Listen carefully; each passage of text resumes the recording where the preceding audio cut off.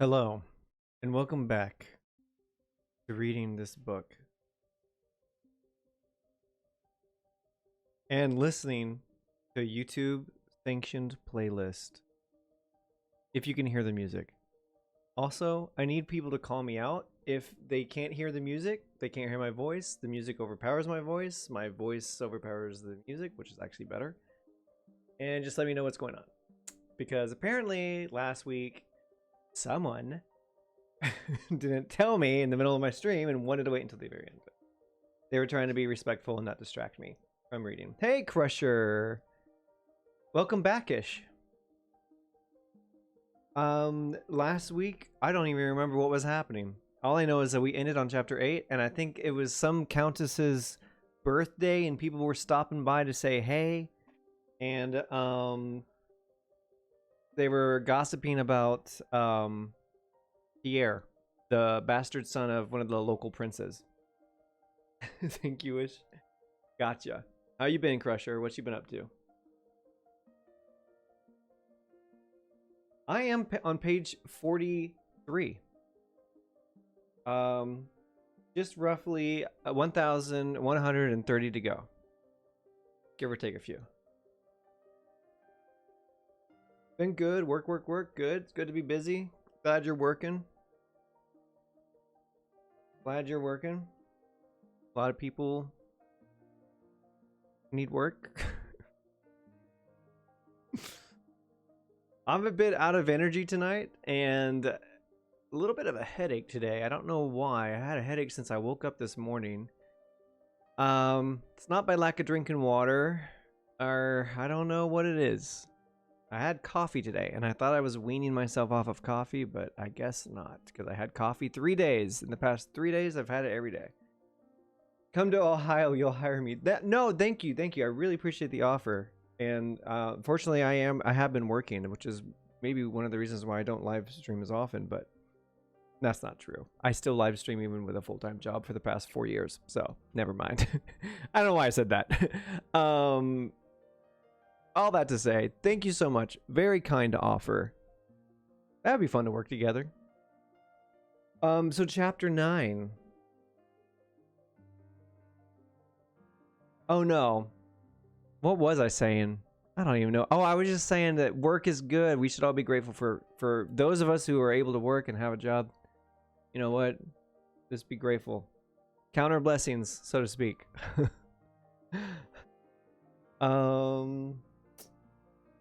All right. I'm just gonna dive right in.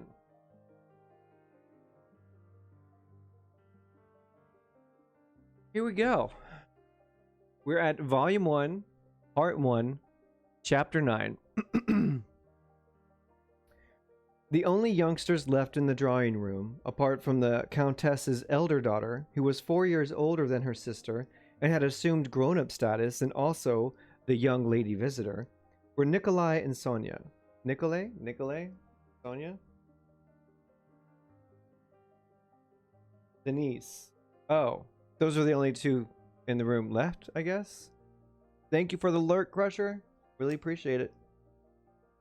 Sonia was a slim, petite brunette with gentle eyes shaded by long lashes, a thick black braid of hair double coiled around her head, with a sallow hue to her face and more so to her neck, and rather skinny bare arms that were sinewy but nicely shaped. There was a smoothness in the way she moved, a gentle suppleness in her little limbs, and a kind of wary aloofness that suggested a pretty half-grown kitten that would one day turn into a lovely cat. She seemed to have thought it necessary to get involved in the general conversation, if only by smiling, but now, in spite of herself, she found her eyes under their long, thick lashes turning to her cousin, who was going off into the army.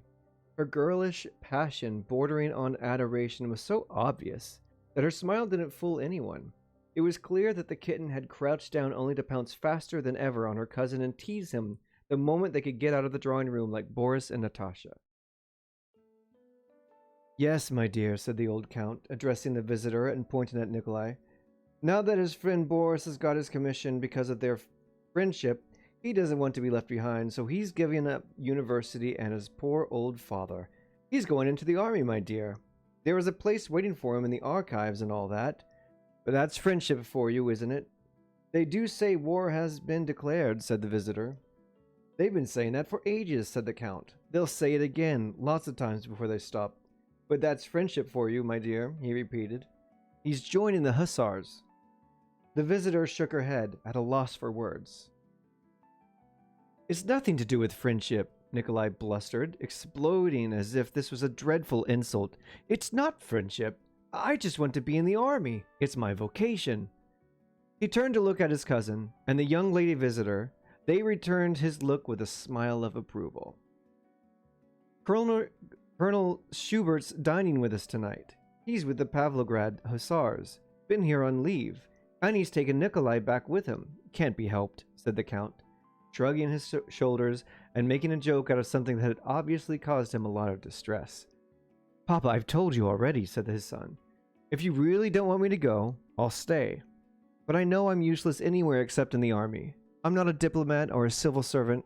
I'm no good at hiding my feelings, he said, keeping the flirtatious eye of a handsome young man on Sonia and the young lady. The kitten, with her eyes glued on him, seemed like at any second to pounce like a real cat and start teasing him. Very well, then, said the old Count. Such passion. It's that man Bonaparte. He's turned all their heads. They keep thinking about him rising from little corporal to emperor. Well, God bless them, he added, not noticing the visitor's smile of amusement. While their elders began talking about Bonaparte, Julie, Madame Kerrigan's daughter, turned to young Rostov and said, I missed you at the Arkarovs on Thursday. It was very dull without you, she said, giving him a sweet smile. Feeling flattered, he smiled his flirtatious young man smile and moved closer to her. With the equally smiling Julie and Julia, he started a private conversation, blissfully unaware that a spontaneous smile had pierced a jealous Sonia to the heart. She was left with a forced smile on her blushing face. In mid-conversation, he happened to glance at her. Sonia glared back venomously, got to her feet, and left the room, scarcely holding back her tears and still wearing that forced smile. Nikolai's liveliness evaporated. He waited for the first break in the conversation and went off to find Sonia, his face a picture of dismay. Oh, these young people, they do wear their hearts on their sleeves, said Anna Mikhailovna,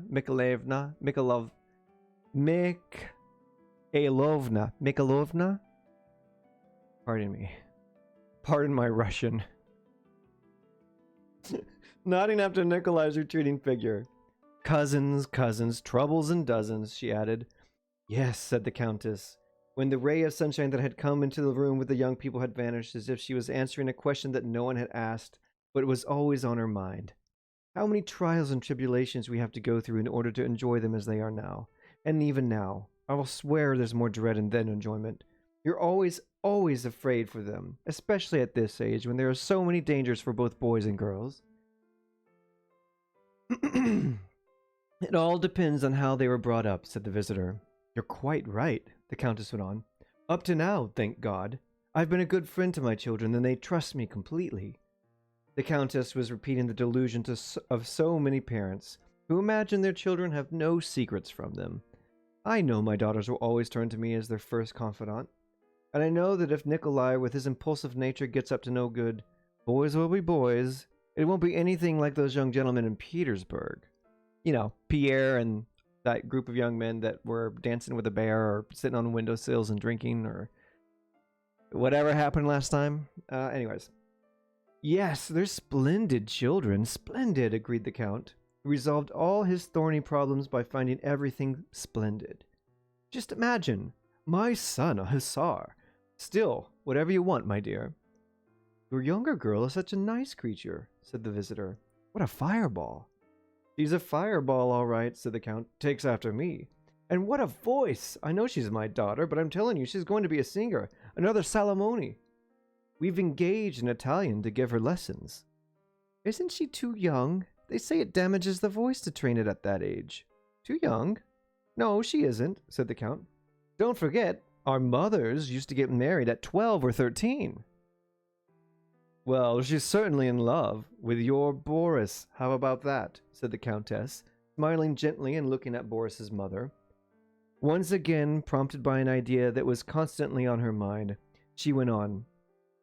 If I was too strict with her, you see, if I was to stop her, heaven knows what they might get up to on the quiet.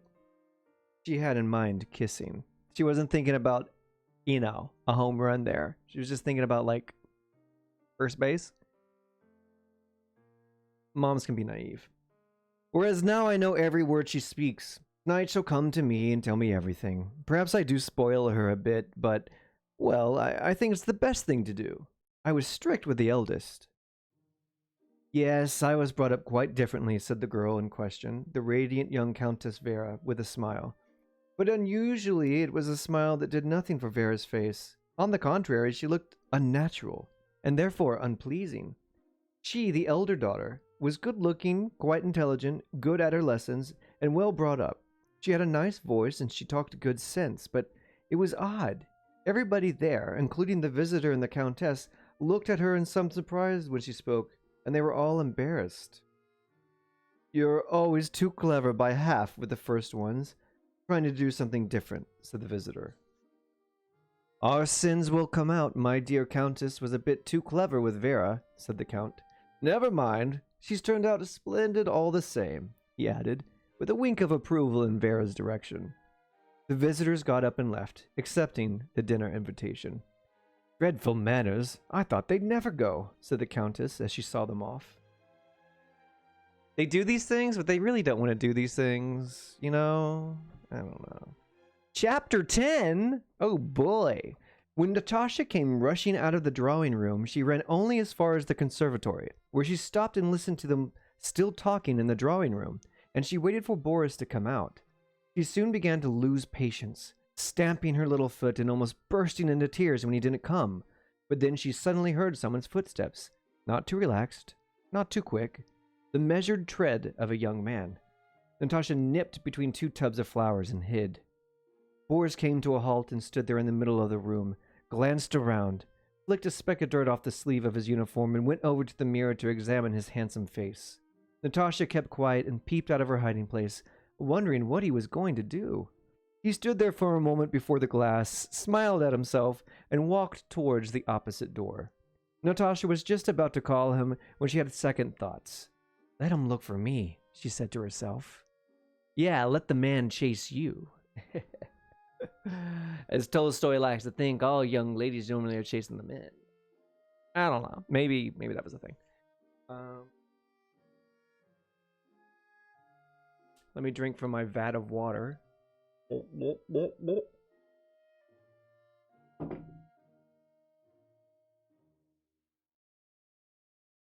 Let him look for me, she said to herself. I hope she didn't say it out loud because it's not going to be much of a search for him.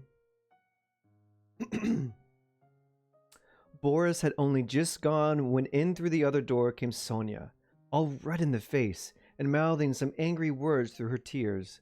Natasha stopped herself from running out to meet her and stayed in hiding as if she was magically invisible to watch what was going on in the world.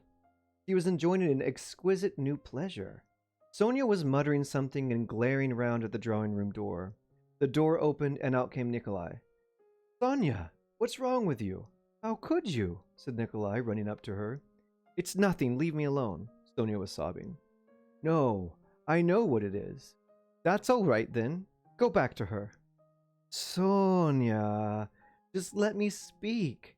Can you really want to torture me and yourself over a silly little bit of nonsense? Said Nikolai, taking her hand. Sonia left her hand where it was and stopped crying. Natasha, holding her breath as quiet as a mouse, looked out from her hiding place with gleaming eyes. What's next? She thought. Ooh, she's getting a little voyeur action. Maybe not. No. Oh, Sonia, you're more than the whole world to me. You're everything, said Nikolai. I'll prove it to you. I don't like it when you talk like that. Well, I won't then. Please forgive me, Sonia. He pulled her close and kissed her. Oh, how nice, thought Natasha. And when Sonia and Nikolai had gone out of the room, she followed them and called for Boris. Boris, please come here, she said with a sly, meaningful look. I've got something to tell you. Here, here, she said, and she led him into the conservatory to the place where she had been hiding between the tubs. Boris followed, smiling. What kind of mischief are these kids gonna get into? Only the good kind. What's something? He inquired. She was embarrassed. She looked around, and when she saw the doll she had dropped onto the tub, she picked it up. Kiss my doll, she said. Boris looked at her eager face, closely, tenderly, and said nothing. You won't? Well, come here then, she said, plunging further in among the flowers, and she threw the doll away. Closer. Sir, she whispered. She grabbed hold of the young officer's cuffs, and her blushing face was a mixture of triumph and alarm. Would you like to kiss me? Her whisper was barely audible. She peeped up at him coyly, grinning and almost weeping with emotion. Present roll! You ready for the mischief tonight? You've missed it. You missed a lot of mischief. Okay, so far, the kids left that room, the drawing room, where the Countess was, you know, greeting visitors and gossiping about Pierre and the other naughty boys of St. Petersburg. And the kids left, the young people. And Natasha was hiding in between a tub in the conservatory watching Boris, her crush. What am I trying to say? The person she had a crush on. And so Boris came in the room and didn't see her, then left, and then suddenly the other young boy, no, actually I have my Russian boys mixed up. Not Boris. Never mind. All that to say, now she's cornered him in the corner, and she's asking Boris to kiss her, like in that spot where she was hiding.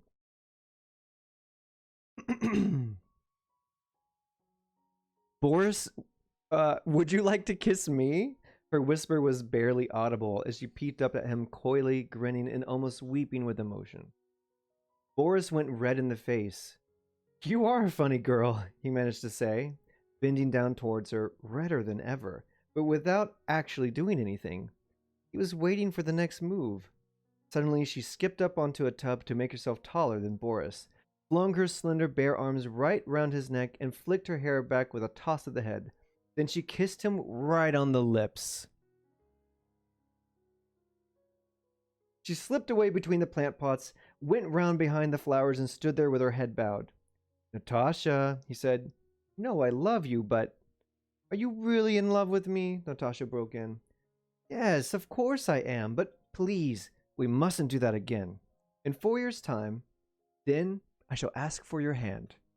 Natasha thought things over. 13, 14, 15, 16, she said, counting on her tiny little fingers. I'm glad she can use her fingers to count. I know! She kissed him right on the mouth. And she's only 12. Good. It's all settled then. And her excited face radiated delight and relief. Yes, said Boris. So at least he said that he would wait 4 years until she was 16 to marry her. Not like her great-grandmother or something when they got married when they were 12 or 13, as was mentioned earlier. But anyway. Good. It's all settled then. And her excited face radiated delight and relief. Yes, said Boris. Remember, Boris is the young man who's about to go become the attaché or join the military. He's dressed up in his military blues or whatever they called it back then. He was just hanging out with the family because his mother's staying with the count's and the countess's family. She was the lady that in the first part sought out Prince, what's his name, to ask him if he could help get her son a good position in the military, because she didn't want her son to be sent to the front lines and be killed. So Boris is just like a visiting cousin or something like that, and the little Natasha developed a crush on him. Forever, said the little girl, till death do us part. And taking his arm, with happiness written all over her face, she walked quietly beside him into the next room. Okay, that's the end of chapter 10. Now just remember this. This might seem like icky or weird because they are calling each other cousins. And for the most part, they might actually be cousins. But the other part is that they might be like second or third cousins. When you knew family back in the day that you had cousins, second or third, fourth, whatever, how many times removed, you usually would refer to them as your cousins no matter what. And it wasn't uncommon for cousins to get hitched back then. I'm assuming definitely not in Russia. And also, the age difference wasn't that big of a deal. For one, Boris is probably like 4 years older than her. He's like, I think 17. Still weird, especially by today's standards. But yeah, girl, that ain't right. And what are you gonna do when your little cousin is like asking you? What are you gonna do? Break her heart? So of course you're gonna. You probably shouldn't lie to her, but you're gonna try to make her feel okay right before you leave for war. Tell her you're gonna get married to her in 4 years, but I can guarantee you that they don't get married because I know what happens. Um, wait, maybe they do get.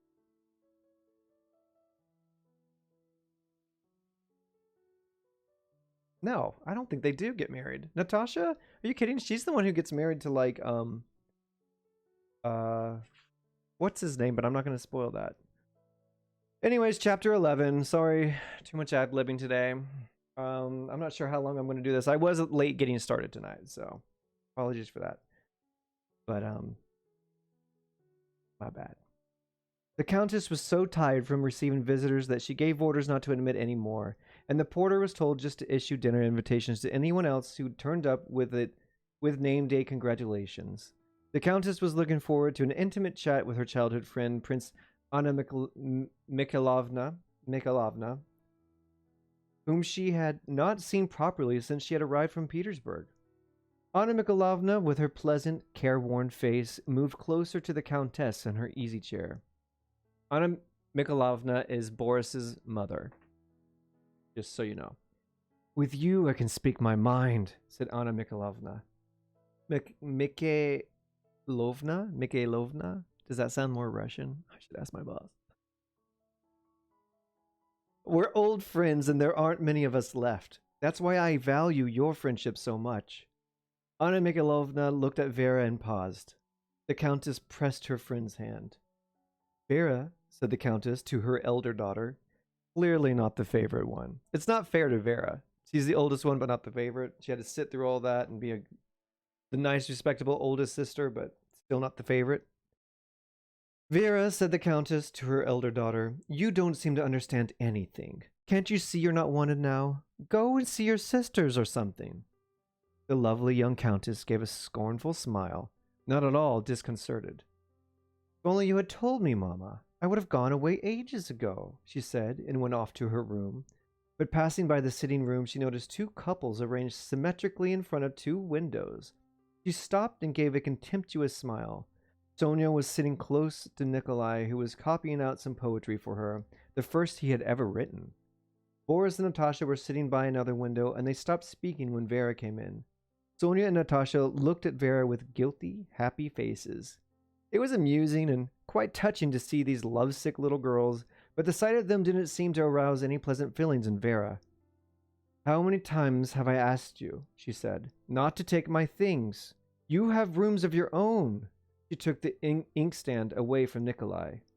Wait, he said, dipping his pen in. You have no sense of timing, said Vera. Trust you to come rushing into the drawing room and embarrass everybody. Despite her being in the right, or perhaps because of that, nobody answered, and the four of them simply looked at one another. She lingered in the room, holding the inkstand. And what secrets can you have at your age, Natasha and Boris? And you two? Stupid nonsense. What's it got to do with you, Vera? Said Natasha in their defense, speaking very softly. Today she seemed to be sweeter and nicer than ever to them all. Don't be stupid, said Vera. I'm ashamed of you. What kind of secrets? Everybody has secrets. We don't interfere with you and Berg, said Natasha, getting angry. I should think not, said Vera, because there is nothing wrong in anything I do. But I shall tell Mama how you behave with Boris.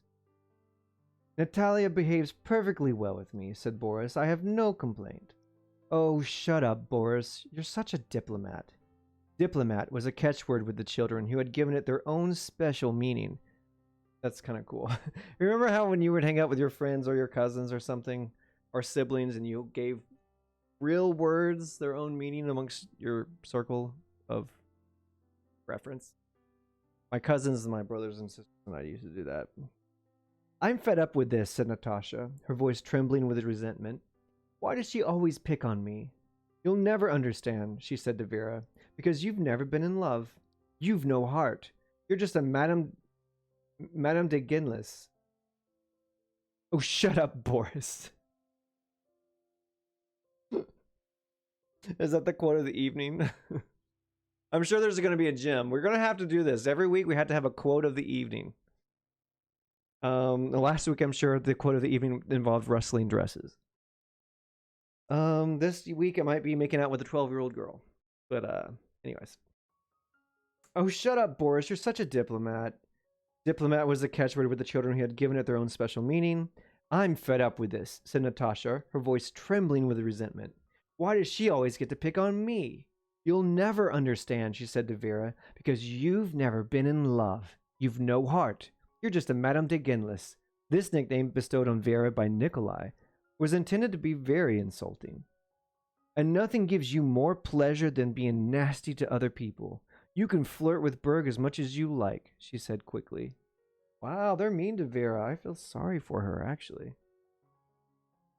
Well, one thing I won't do is go running after a young man in front of visitors. Now she's got what she wanted, Nikolai put in. She said nasty things to everybody and upset us all. Let's go to the nursery. All four rose like a startled flock of birds and left the room. You said nasty things to me. I didn't say anything nasty to anybody, said Vera. Madame de Genlis, cried their laughing voices through the door. This beautiful girl who had caused so much offense and unpleasantness to them all smiled, and, evidently quite indifferent to what had been said to her, she went over to the mirror and tidied her scarf and hair. One look at her own lovely face, and she seemed to grow colder and more composed than ever. I feel bad for Vera. She's like the not fun one. Well-meaning, but not very fun, and so the other kids don't get along with her, the more rambunctious, happy-go-lucky ones, and then she ends up being like the old maid. In the drawing room, they were still talking. Alas, my dear, said the Countess, my path is not strewn with roses either. Do you think I can't see that, the way things are going, our fortune won't last much longer? With him, it's the club and being generous to everyone. When we're in the country, do you think we get any rest? Theatricals, hunting parties, heaven knows what else. But let's not talk about me. Come on, tell me how you managed it. Annette, you amaze me. The way you go galloping off in your carriage on your own, at your age, to Moscow, Petersburg, seeing all those ministers and important people, and you certainly know how to get round them. You amaze me. Well, how did you manage it? All this is beyond me. Oh, my dear, answered Princess Anna Mikhailovna. Fudge, are you kidding me? I keep, screwing up everyone's name all the time.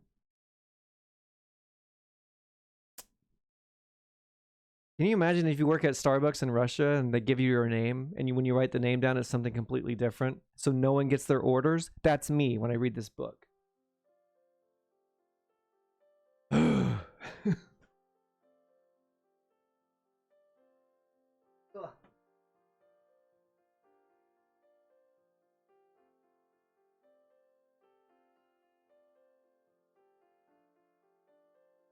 Oh, my dear, answered Princess Anna Mikhailovna. God willing, you'll never know what it's like to be left a widow, with no one to support you, and a son you love to distraction. You just learn how to get by, she said with some pride. My lawsuit has taught me a good deal. If I want to see one of these bigwigs, I send them a note.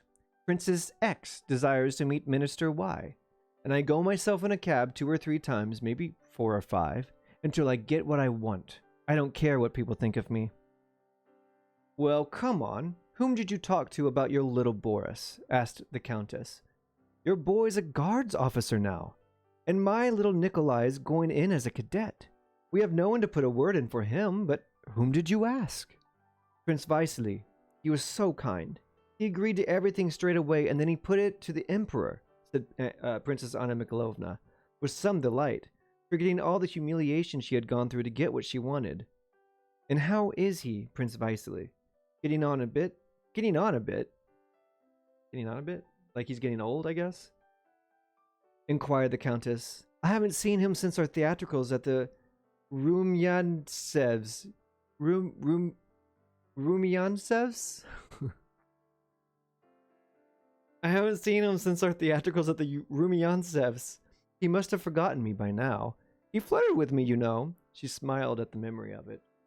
He hasn't changed, answered Anna Mikhailovna. So approachable, so full of generosity. All those honors haven't gone to his head. I regret that I can do so little for you, my dear princess, he said, but do tell me what you want. Yes, he's a splendid man, and he knows that blood's thicker than water. But Natalie, you know how much I love my son. I don't know what I wouldn't do to make him happy, but now my affairs are in such a bad state, Anna Mikhailovna went on, lowering her voice with great sadness in her face. I'm in the most dreadful situation. My wretched lawsuit is gobbling up everything I have, and it's not getting anywhere. Can you imagine?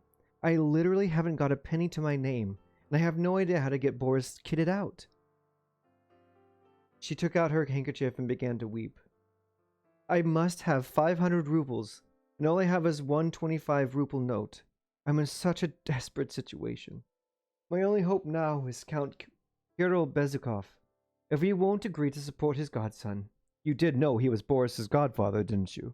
And give him a small allowance, all my efforts will have been in vain. I shan't be able to kit him out. When they say kit him out, that means buy his, gear for the military. I guess they had to purchase that themselves. At that time, the Countess, who could feel her own eyes filling with tears, thought things over but said nothing. I often think, perhaps it's sinful to do so, said the princess. But I do often think, here he is, Count Kirill, living all alone, that huge fortune. And what is he living for? Life is a burden to him, and my Boris is only just beginning his life. Oh, I'm sure he'll leave something to Boris, said the Countess. Heaven knows, my dear. These wealthy grandees are so selfish. Anyway, I'm going to see him at once with Boris, and I shall tell him straight. People can think what they want. I really don't care when my son's fate depends on it. The princess got to her feet. It's 2 o'clock, and you dine at 4. I can just get there and back. And so, like a Petersburg businesswoman who knows how to manage her time, Anna Mikhailovna sent for her son and went out with him into the hall. Goodbye, my dear, she said to the Countess, who was seeing her off. Wish me luck. She whispered so her son couldn't hear. You're off to see Count Kirill, my dear, said the Count, coming from the dining room into the hall. If he's feeling better, invite Pierre to dine with us. He's been here lots of times. Used to dance with the children. Make sure you invite him, my dear. We'll see what happens, but I think Taras will surpass himself this time. He says Count Olaf has never had a dinner like the one we're having tonight. Ugh, what?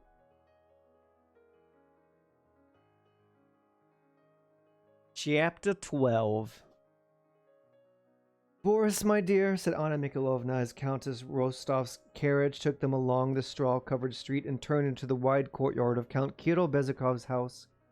Boris, my dear, said the mother, freeing her hand from her old mantle and laying it on her son's hand with a timid caress. Be affectionate and be attentive. Count Kirill is your godfather. When all's said and done, and your future depends on him, remember that, my dear, and do be nice to him. You know you can. Okay, real quick question. Is the music distracting in the background to anyone? Can you even hear the music? Is it too loud? I think it's too subtle. Probably can only... Loud? You're probably going, what music?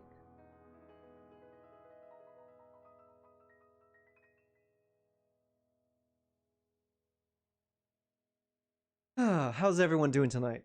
All 4 of you. The music is perfect. Is it too loudish? I turned it up just a smidge, but that might have been too much if it was perfect before.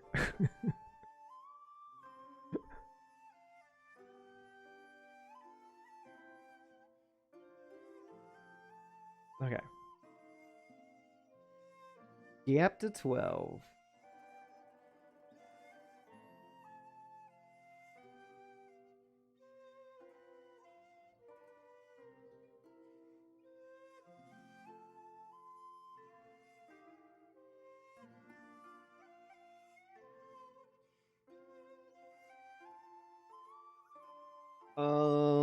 If I could be sure that anything would come of this other than humiliation, her son began coldly. But I did promise. And I'm turning the page slowly. Your messages are delayed, but volume is great. Thank you so much, Crescent Roll. I really appreciate it. I appreciate that. No worries about the messages being delayed. That's normal in Twitch. Almost everyone's messages are delayed slightly on Twitch.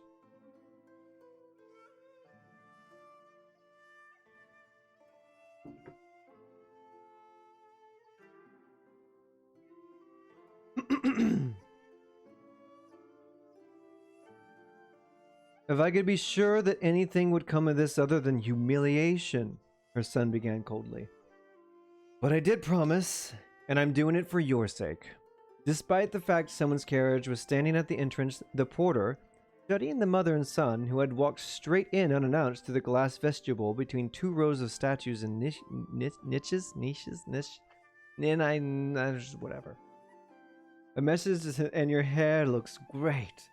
Thank you. I appreciate it. I'm glad. I feel so harried and I don't know. Thanks for that.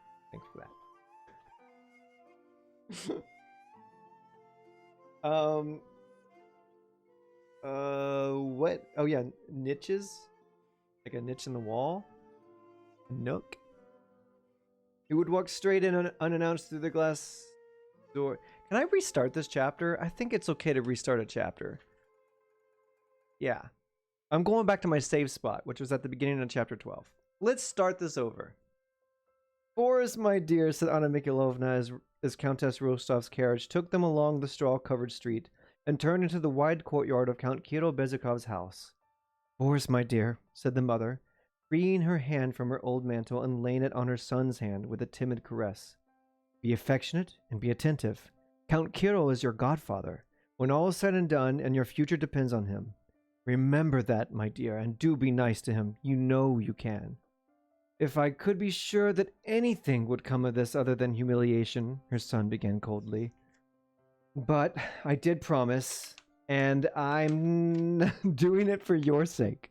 Despite the fact someone's carriage was standing at the entrance, the porter, studying the mother and son who had walked straight in unannounced through the glass vestibule between two rows of statues and niches, and eyeing the old mantle suspiciously, asked who they wanted to see, the princesses or the count.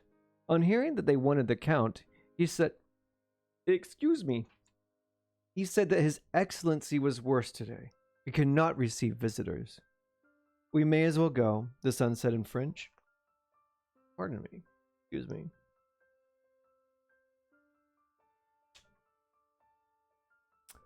My dear, please, pleaded his mother, touching her son's hand again as though the contact might either pacify him or rouse him. Boris made no response, other than looking quizzically at his mother, and he didn't take off his overcoat. My good man, said Anna Mikhailovna to the porter in her sweetest tone, I know Count Kirill is very ill. That's why I'm here. I'm a relative. I shall not disturb him, my good man. I need only see Prince Vasily Kuragin, that's his name. And I know he's staying here. Be so good as to announce us. The porter scowled, pulled a cord that rang upstairs, and turned away. Princess Drubetskoy to see Prince Vasily Kuragin, he called to a footman in knee breeches, slippers, and a swallowtail coat, who had run across the landing and was looking down. The mother straightened the folds of her dyed silk gown, checked herself in the full-length Venetian mirror on the wall, and then walked jauntily up the carpeted staircase in her shabby shoes.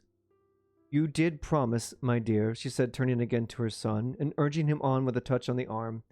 Eyes down, the son walked on quietly behind her. They entered a huge room from which a door led to the apartments assigned to Prince Vasily. Just as mother and son reached the middle of the room and were about to ask directions from an old footman who had jumped up when they came in, a bronze handle of one of the doors turned, and out came Prince Vasily, dressed in a velvet house jacket with a star on the breast, accompanied by a handsome man with black hair. This was the celebrated Petersburg physician, Dr. Lorraine. It is positive, then? The prince was saying. Prince, And now he speaks French and there's no translation. What's a stupid American boy supposed to do when he's reading War and Peace and he doesn't understand French? Answered the doctor, lisping the Latin words in a French accent. Oh, it's Latin. That's how stupid I am.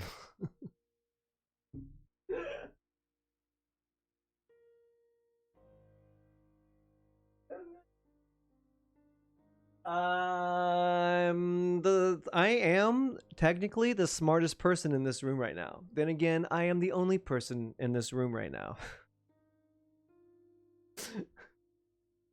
If that makes me feel better, I'll just say it out loud. Very well, very well. When he saw Anna Mikhailovna and her son, Prince Vasily dismissed the doctor with a bow and came over to meet them. In silence and with a questioning look. Questioning look. The son watched as his mother's eyes switched on an expression of profound sadness, and he gave a slight smile. Yes, we meet again, Prince, but in what sad circumstances, and how is our dear invalid? She said, seeming not to notice the frigid, offensive glance that was leveled at her. Nonplussed, Prince Vasily stared at her, then at Boris, with a look of inquiry. Boris bowed politely. Prince Vasily ignored his bow, turned to Anna Mikhailovna, and responded to her question by shaking his head and pursing his lips, all of which suggested little hope for the patient. Yay, Kevin! Thank you so much for the resub. 37 months. Didn't you just like resub last month? Or last week? Last week I got a 36 months, right? Maybe that was at the end of the month, and so they let you get that announcement. Peace and War. How are you doing tonight?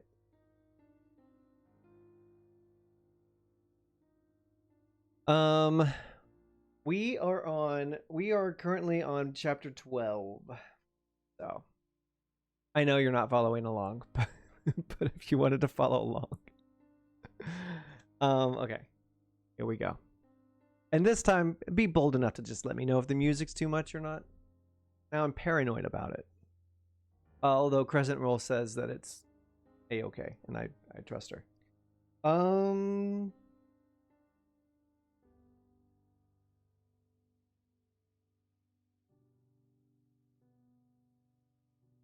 And how is our dear invalid? Prince Vasily's not amused by her presence. Can it be true? Cried Anna Mikhailovna. Oh, this is terrible. It doesn't bear thinking about. This is my son, she added, indicating Boris. He wanted to thank you in person. Boris made another polite bow. Believe me, Prince, a mother's heart will never forget what you have done for us.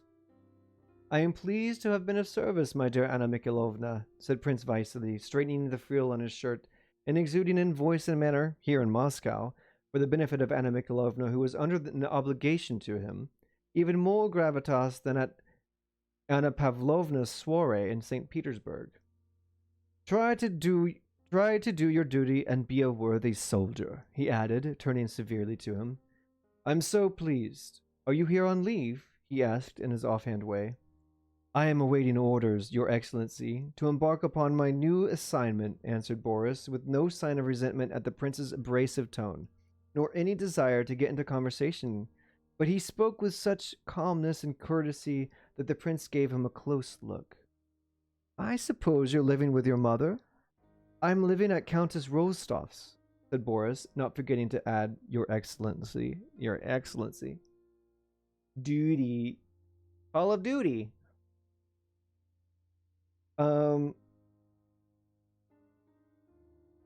That's Ilya Rostov, who married Natalia Shinshin, said Anna Mikhailovna. Yes, I'm well aware of that, said Prince Vasily in his dull monotone. I've never been able to understand how Natalia Shinshin came to marry that half-licked cub, a completely stupid and ridiculous person, and a gambler, so they say. Ah, how dare. How dare he be a gambler? But a very kind man, Prince, observed Anna Mikhailovna with a persuasive smile, as though she knew full well that Countess that Count Rostov does. Wait, pardon me. But a very kind man, Prince, observed Anna Mikhailovna with a persuasive smile, as though she knew full well that Count Rostov deserved these strictures, but begged him not to be too hard on the poor old man. What did the doctors say? Asked the princess after a brief pause, and the expression of profound sadness reappeared on her careworn face. There is little hope, said the prince, and I did want to thank our uncle once more for all his many kindnesses to me and to Boris. He is his godson, she added, rather as if this news ought to please Prince Vasily beyond measure. Prince Vasily thought for a moment and frowned. Anna Mikhailovna saw he was afraid she might have a rival claim on Count Bezukov's will, so she hastened to put his mind at ease. If it were not for my genuine love and devotion for Uncle, she said, uttering the last word casually and yet with some emphasis, I know what he's like, so generous and upright, but with only the princesses about him. They are so young. She bent forward and added in a whisper, Has he performed his last duty, Prince? Those last moments, they are priceless. Things couldn't be worse, it seems. It is absolutely necessary to prepare him, if he is as bad as all that. We women, Prince, she smiled tenderly, always know how to say these things. I really must see him, however painful it may be. But then, I am used to suffering. It seemed to dawn on the prince, as it had done at Anna Pavlovna's, that Anna Mikhailovna was extremely difficult to get rid of. Do you not think that such a meeting might be too much for him, my dear Anna Mikhailovna? He asked. Let's wait till tonight. The doctors think the crisis is due. There can be no question of waiting, Prince, at a time like this. Don't forget it is a matter of saving his soul. Ah, one's Christian duty is a terrible thing. A door from the inner rooms opened, and one of the princesses, the count's niece, entered with a cold and sorrowful face. Her elongated body was strikingly wrong for her short legs. She just looked wrong. She had a really long body and little stubby legs. I'm imagining like a Disney cartoon. Prince Vasily turned to her. Well, how is he? Still the same. What do you expect with all this noise? Said the princess, inspecting Anna Mikhailovna, who was not known to her. Oh, I didn't recognize you, my dear, said Anna Mikhailovna, beaming at her, and she strolled over to the count's niece. I've just arrived, and I am at your service to help with the nursing of my uncle. I know what you must have gone through, she added sympathetically, rolling her eyes. The princess made no reply, didn't even smile, but walked straight off. Anna Mikhailovna removed her gloves, and, having won this ground, she ensconced herself in an armchair and invited Prince Vasily to sit down beside her. Boris, she said to her son, and she smiled at him. I'm going in to see my uncle, the Count. You must go and see Pierre, my dear. Oh, and don't forget to give him the Rostov's invitation. They want him to come to dinner. I don't suppose he'll go, she said to the prince. On the contrary, said the prince, visibly disconcerted. I'd be very pleased if you would take that young man off my hands. He won't go out anywhere. The Count hasn't once asked for him. He shrugged. A footman conducted the young man down one staircase and up another to Pierre's apartment. Chapter 13! Better make my way through this one fast. You know how lucky chapters 13 are. It's not a very long chapter.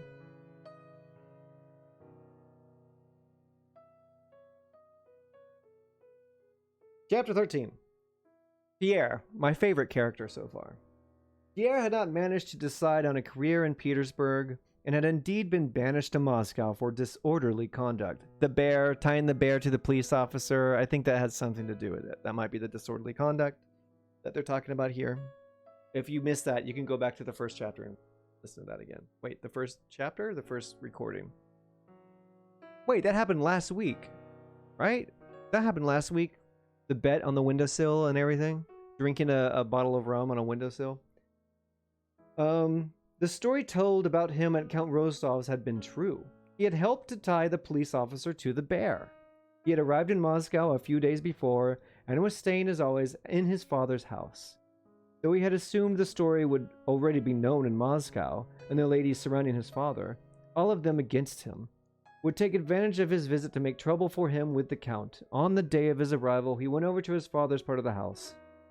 He walked into the drawing room, the princess's favorite domain, and greeted the ladies, two of whom were doing embroidery, while one read aloud from a book.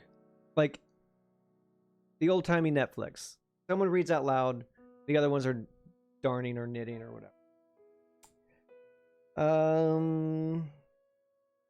The eldest, a neat and prim maiden lady with a long waist, the one who had come to see Anna Mikhailovna, long waist, short legs, you get the picture, was doing the reading. Both of the younger girls were rosy-cheeked and pretty. The only difference between them was that one had a little mole just above her lip, which made her look lovelier still. They were both working at their embroidery frames. Pierre was received like a corpse or a plague victim. The eldest princess stopped reading and stared at him in silence with a look of alarm. The younger one, without the mole, assumed precisely the same attitude. The youngest, the one with the mole, who had a delightful sense of humor, bent over her frame to hide her smile, evidently anticipating a very amusing scene. Scarcely able to suppress her laughter, she pulled the wool down and bent over as though the pattern needed sorted out. "Good morning, cousin," said Pierre. "Don't you recognize me?" "Oh yes, I do, only too well." "How is the Count? Can I see him?" Pierre asked, awkwardly as always, but without any embarrassment. "The Count is suffering both physically and mentally, and you seem to have done your best to add to his mental suffering." "Please, can I see him?" repeated Pierre. "Well, if you want to kill him outright, then you can. Olga, do go and see if Uncle's beef tea is ready. It will soon be time for it," she added, to demonstrate for Pierre's benefit that they were busy people, busy tending to his father, whereas he seemed to be busy upsetting him. Olga went out. Pierre stood there for a moment, looking at the sisters. Then he bowed and said, "I shall go to my room then. When I can see him, please tell me." He went out, and behind him he clearly heard the sister with the mole laughing softly. The next day Prince Vasily had arrived and taken up residence in the Count's house. He sent for Pierre and said to him, "My dear fellow, if you behave here as you did in Petersburg, you'll come to a bad end. That's all I have to say to you. The Count is very, very ill. You must not go to see him." Since then, Pierre had not been disturbed by any of them, and he had spent the whole day alone up in his room.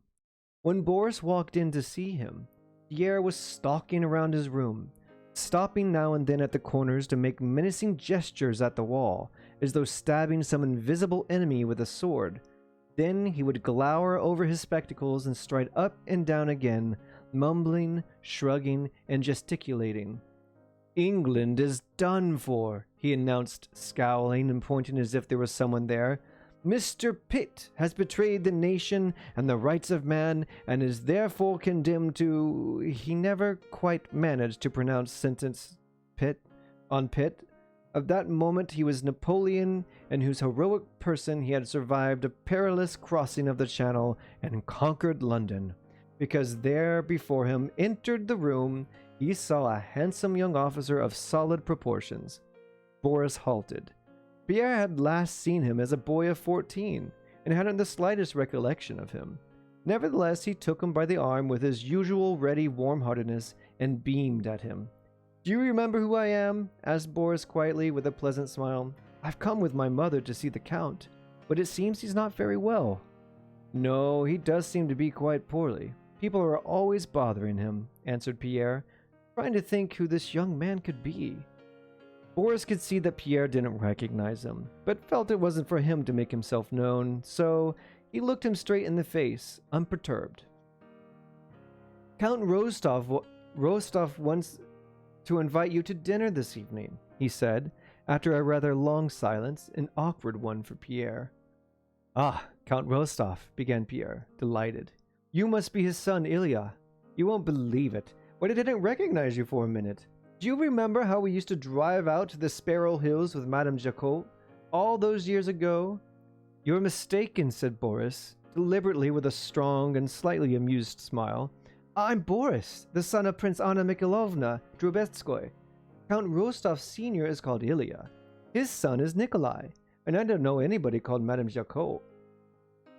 Pierre shook his head and waved his hands as if he was being attacked by a swarm of midges or bees. What the heck is a midge? Oh dear, what can I be thinking about? I've got it all wrong. I have so many relatives in Moscow. You're Boris, yes?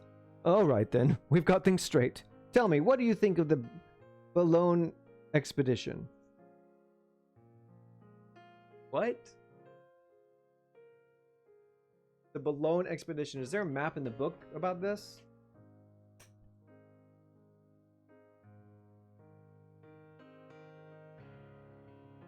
Nope. Nope. Nope. Oh no, I lost my place. Oh, nope, I found my place. It was turned right to it, actually. The English are finished, you know. If Napoleon gets across the channel, I think an invasion is very possible. I just hope that Villeneuve doesn't mess things up. Boris knew nothing at all about the Boulogne expedition. He didn't read the newspapers, and this was the first he had heard of Villeneuve. Here in Moscow, we are more interested in dinner parties and scandal than politics, he said, calmly, and with some amusement. I don't know anything about that. I just don't think about it. The main thing in Moscow is the gossip, he went on, and at the moment it's all about you and the Count. Pierre smiled his warm smile, evidently worried that his companion might say something he would come to regret. But Boris spoke distinctly. Wow. This music turned into a jaunty little number, didn't it? I guess it's appropriate when we're talking about Pierre's hijinks, but all the same, I think I'm gonna... Oh yeah, it was the Laconic Granny song. Remember Laconic Granny from last week?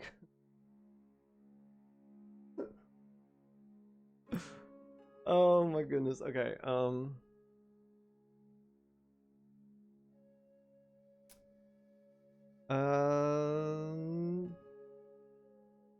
Pierre smiled his warm smile, evidently worried that his companion might say something he would come to regret. But Boris spoke distinctly, clearly, and sharply, looking Pierre straight in the eyes. There's nothing to do in Moscow but gossip, he went on. Everybody's dying to know who the Count will leave his fortune to, though he might well outlive the lot of us, and I sincerely hope he does. Yes, it's awful, Pierre interposed. Absolutely awful. Pierre was still worried that this officer might inadvertently touch on something that could prove embarrassing. And it must seem to you, said Boris, blushing slightly. And it must seem to you, said Boris, flushing slightly, but not changing his voice or attitude.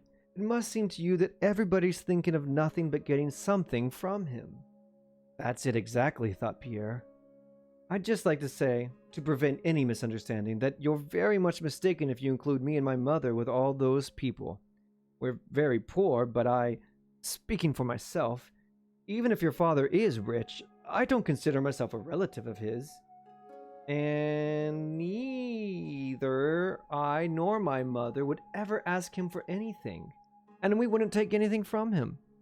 It took Pierre a little time, but at last he understood, and when he did, he leapt up from the sofa, reached down and seized Boris by the arm with his usual hastiness and awkwardness, and blushing far more than Boris, began speaking with a mixture of embarrassment and irritation. Well, that's strange, isn't it? You don't suppose I mean, how could anyone think? I do know. But Boris interrupted again. I'm glad I've put my cards on the table. Maybe you don't like it. Please forgive me, he said, trying to put Pierre at his ease instead of being put at ease by him. And I hope I haven't offended you, but I always call a spade a spade. By the way, what shall I tell the Rostovs? You will come to dinner. And Boris, with a great weight off his mind, having gotten himself out an awkward situation and put somebody else into one, became perfectly pleasant again.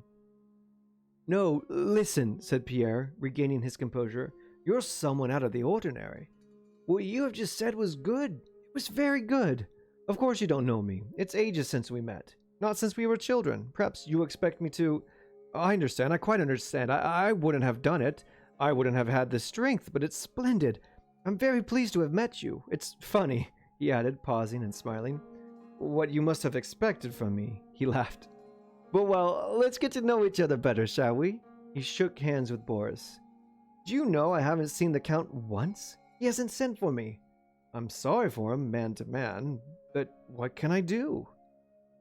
Anyway, you do think Napoleon will get his army across? Asked Boris with a smile. Pierre saw that Boris was trying to change the subject, so he launched into an explanation of the Boulogne campaign with all its good points and bad points.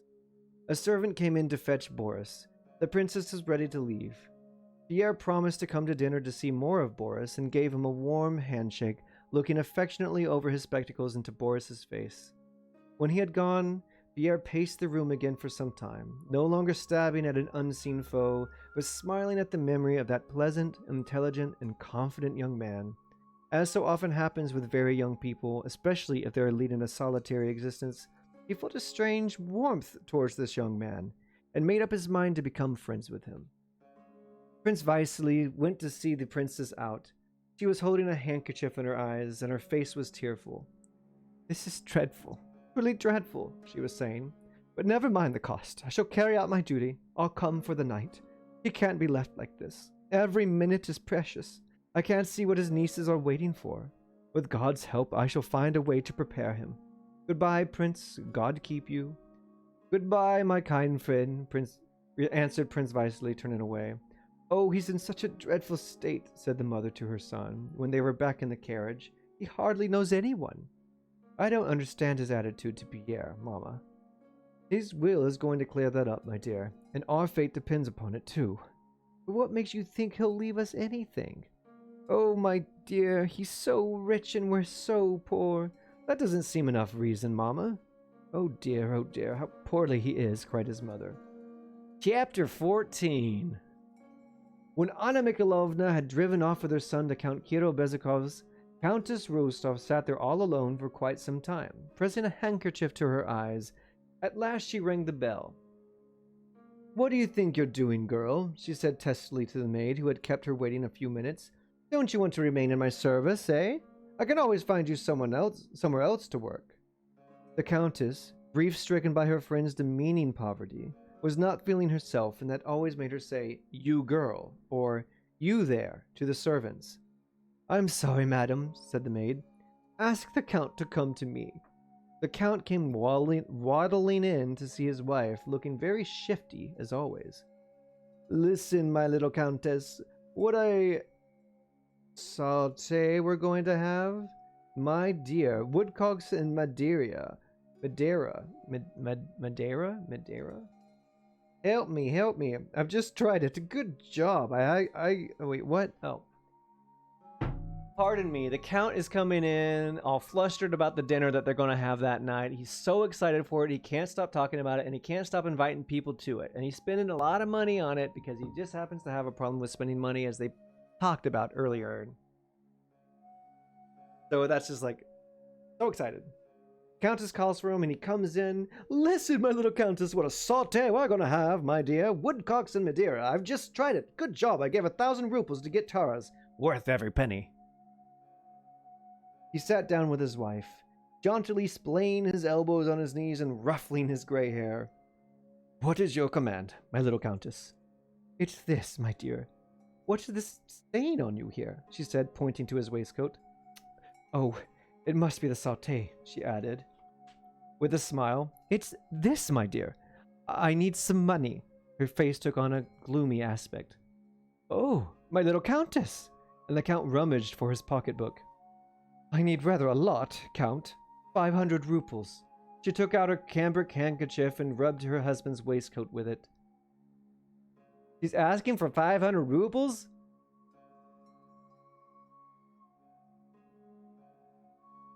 Are you reading too far ahead of me, Kevin?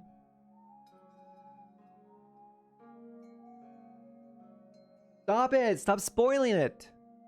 I need rather a lot, Count. 500 rubles. She took out her cambric handkerchief and rubbed her husband's waistcoat with it. It won't take me a minute. Hey, you there, he shouted, as men do when they know for certain that someone will come running. Get Matenka for me. Matenka, the young man of good birth who had been brought up in the Count's house and now ran all his business affairs, stepped softly into the room. There you are, my dear boy, said the Count to the respectful young man as he approached. Go and get me, he thought for a moment. Let's say 700 rupees. Yes, and none of your torn and dirty notes like last time. Give me some nice ones now, for the Countess. Yes, Matenka, do make sure they're nice and clean, please, said the Countess with a gloomy sigh. Your Excellency, when do you want them delivered? Said Matenka. Sir, you must realize... but don't worry, sir, he added, noticing that the Count was beginning to breathe rapidly and deeply, always a sign of approaching anger. I was forgetting. You require them immediately? Yes, I do. Just get them and give them to the Countess. Which version are you reading, Kev?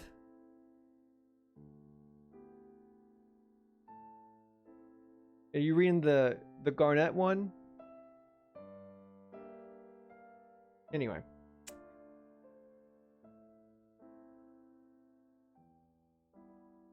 No, are you... Oh, you're listening? Wait, are you listening... Wait, are you listening to this live stream?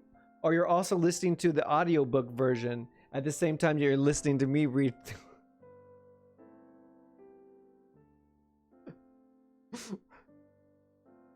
Are you listening to a future live stream of mine?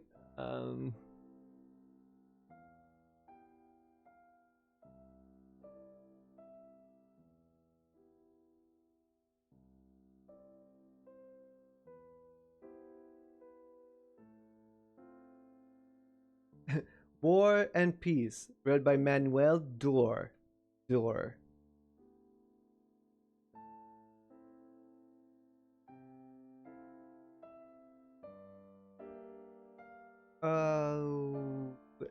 That Matenka, he's worth his weight in gold, smiled the Count when the young man had gone out.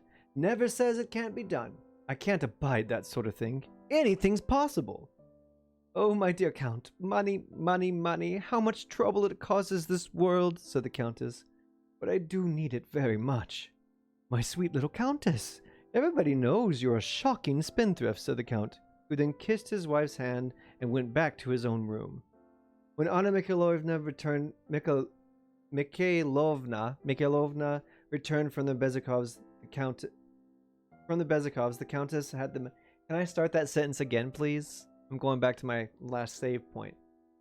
When Anna Mikhailovna returned from the Bezukovs, the Countess had the money ready under a handkerchief on her little table, all in crisp new notes.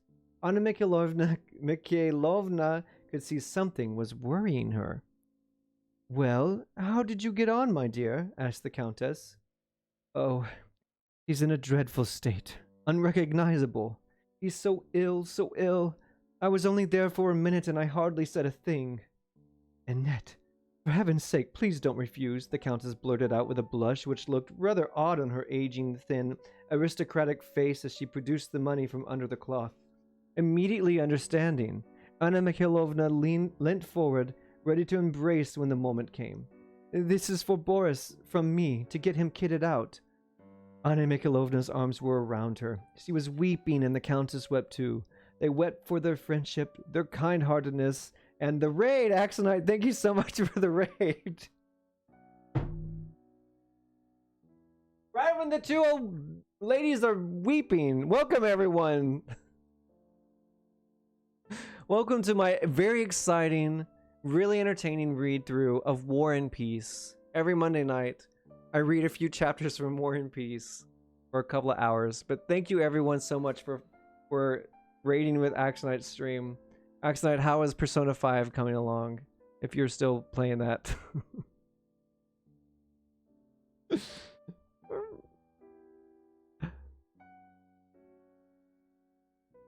You did what today? What did you do today, Axonite? You did play Persona 5 today. I'm about to head into Palace 4. Nice, nice. I have it on a little silent so I don't get notified. for the raid, but I just happened to look down and see all the raid smiles.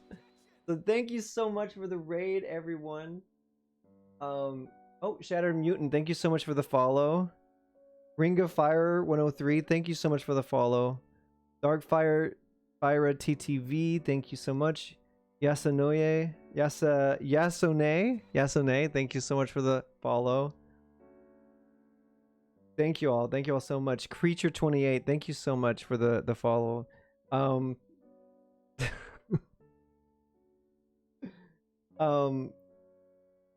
Awesome, great.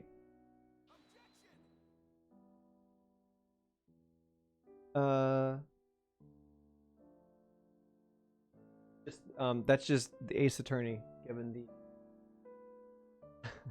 welcome everyone. I would catch you up on everything that's happened, but I encourage you can go back and rewatch the previous live streams for the beginning. This is the third one, the third night, and I'm gonna keep doing it until I'm done reading this really entertaining book. And also you can go to YouTube and see previous weeks of the reading if you can make it. You don't have to. This is kind of a personal challenge of mine more than anything now. Dude, oh my goodness, Axonite 36 months. I can't believe it. What the F? 36 months, 3 whole years of subbing. Thank you so much.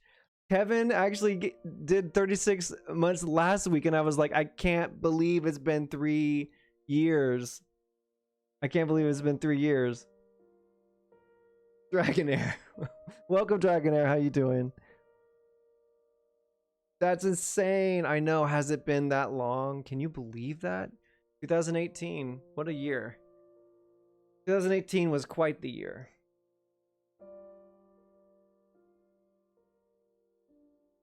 Yes, thank you for my Javanian figure. I'm a big Yokai Watch fan. Dragonair, you and I were talking about Yokai Watch a couple of weeks ago in Naxi's stream, weren't we? Was that you I was talking to about that? I don't remember. According to Twitch, but I'm happy we have a good group for that long. Yeah, I know, right? Yeah, exactly. It's been what a blessing. Oh, thank you, Hunley. This was actually Kevin. This was a gift from you. Trungles. Nodamic Cantabile. My little sister made this. You even see this? My little sister made this link. It's based on the Minish Cap link, but she used these like little plastic pieces to put together and make it. Yes. Well, I found the first Yokai Watch at 5 and Below. Yes, this is actually Ollie Bits. Ollie Bits is another artist streamer. She made this, and I thought it was just too cool. I wanted it.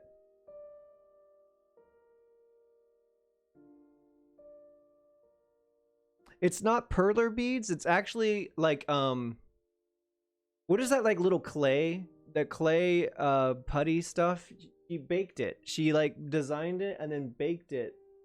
And she said she had to bake it twice because the first time she did it, it burned, and then the next time got it right. So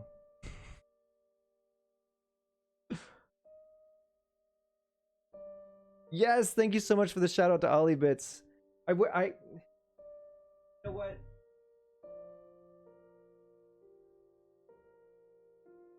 Give you a shout out, Axonite, even though I think there are only like a handful of people that were watching and they all follow you already, but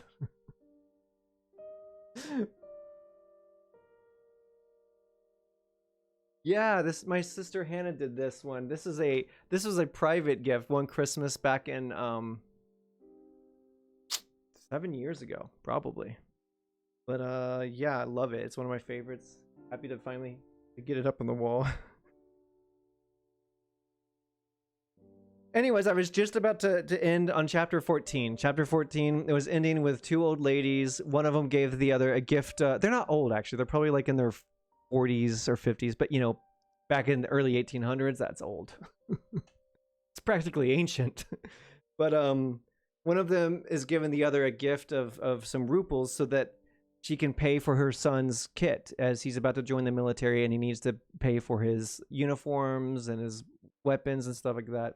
And she was really poor and she didn't have anything. So the countess that she's staying with asked her husband for ruples. And so she gave it to Anna Mikhailovna's for the kindness of her heart. Ooh, you made some tea, Robin. Nice. Well, I'm going to keep on reading. They wept for their friendship. This is right where I noticed the raid. They wept for their friendship, their kind-heartedness, and the unfortunate need for lifelong friends to soil their hands with anything as sordid as money. And they wept also for their lost youth. But the tears of both women were sweet. Ah, how nice. Because, you know, they were happy tears. It's a thick book, yes, for sure. Free audiobook, Hunley. Yes, exactly. I need to bookmark your past streams in case I need to read War and Peace for class. I really hope you never have to read War and Peace for class because it's a 1,000-page novel. I have attempted to read through this book twice before, and I made it about halfway or so, and then I just was like, I'm not gonna finish this. But each time I put it down, I was like, I really want to finish this book someday. So last year I thought, you know, I need to just read through War and Peace next year, or for however long it takes me, just not quit. And it's nice because it's broken down into parts, or volumes, parts, and then chapters, and each chapter is like a little episode, and each part is like a season in the show, and then each volume is like a section of that show, and you can just kind of break it down into different parts, and it makes it so much more digestible. If you don't feel like it's one of those books that you have to sit down and read through in one reading, like a Agatha Christie mystery, or, you know, or a Harry Potter novel or something, where you can just sit down and read that whole book on a weekend, I don't think you're expected to do that with War and Peace. It's better to probably like soak it in part by part. I'm telling myself that to make myself feel better for taking so long to read it.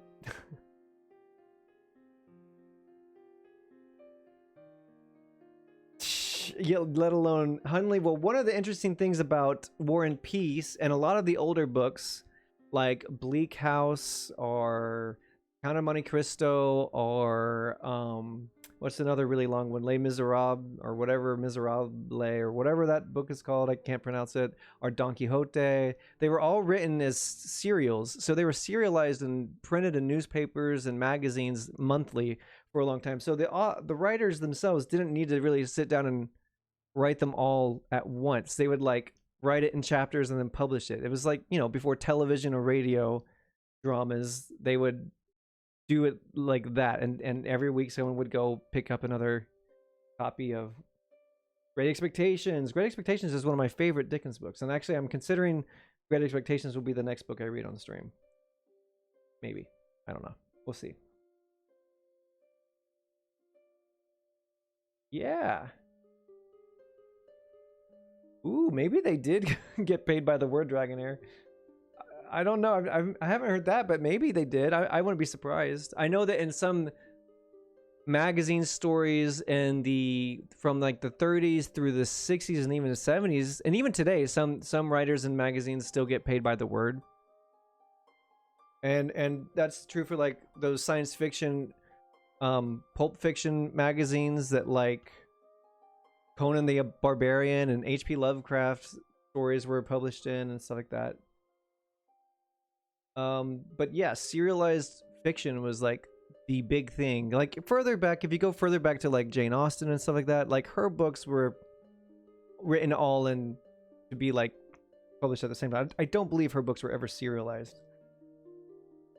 But this is like the period where novel serialization was the thing. That's why they ended up being so long. It's like volumes and volumes of text.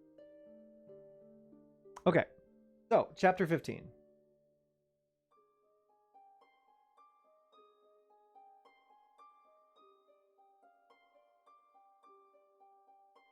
Gulp.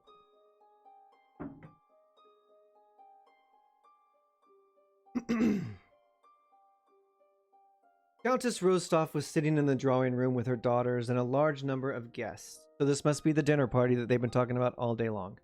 Countess Rostov is the one who's having a birthday party. A name day party. And I don't exactly know what the difference is between a name day and a birthday, but I'm too impatient to look it up. We're just going to pretend like it's a birthday party. The Count had taken the gentlemen into his study to show them his special collection of Turkish pipes. Now and then he would venture forth to inquire whether or not she had arrived. They were waiting for Mary Dmitrievna Akrozimov. Pardon my Russian pronunciation, please. Known in society as the dreaded dragon, and celebrated not for wealth or rank, but for her sharp wit and plain speaking. She hobnobbed with royalty and was known throughout Moscow and Petersburg. In both cities, people may have marveled at her, laughed at her coarse behavior behind her back, and told many a story about her, but she was feared and respected by every last one of them. In the Count's smoke-filled room there was talk of the war, which had just been declared in a manifesto, and of recruitment. As yet, no one had read the manifesto, but everybody knew it had been issued. The Count was sitting on a pouf with a guest smoking and talking on either hand. He himself was neither smoking nor talking, but as he turned his head from side to side, he watched those who were, with obvious enjoyment, following the argument between his two neighbors that he had steered them into. So he's the kind of man who likes to cause a little drama for his own amusement, but he has all these guests, and all the men are in the study with him, where they're probably smoking away from all the women and in the privacy of their own room. Sounds like my nickname, the dreaded dragon. Google says that a name day is celebrating the day you were named. I thought everyone was named at birth. That makes sense, because back then, not all children were officially named at birth. Sometimes they were named when they were first christened at church or something. Like, they would come up with a name then, or announce their name then. So this isn't necessarily her birthday, I guess, but it's the day that she and her daughter, she shares the name day with her daughter, actually, were both given their name. Maybe the day they were baptized. Anyways.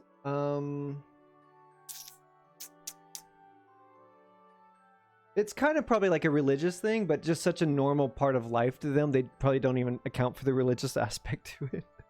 It's just like such a normal thing. As normal as a birthday party.